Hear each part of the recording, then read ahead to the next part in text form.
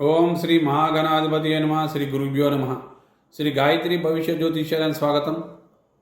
ఈ రోజు నాడు మనము 12 రాశులు, 12 లగ్నాలు, 27 నక్షత్రాలు, వీటి వలన మనకు ఎటువంటి దోషాలు ఉన్నా కానీ మనకు భగవంతుడు ఒక చక్కటి అవకాశం ఇచ్చాడు.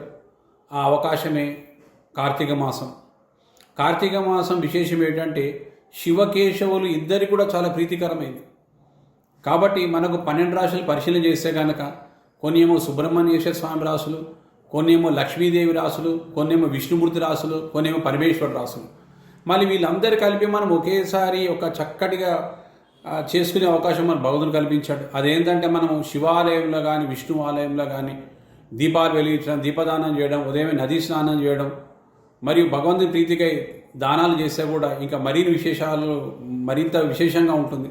మరియు ఇలాంటి ఒక చక్కటి అవకాశం కలిపి మనందరం కూడా సద్వినియోగం చేసుకుందాం. మరిన్ని ఆసక్తికర విషయాల గురించి మీరు మా ఛానల్ని లైక్ చేయండి, షేర్ చేయండి, సబ్స్క్రైబ్ చేయండి.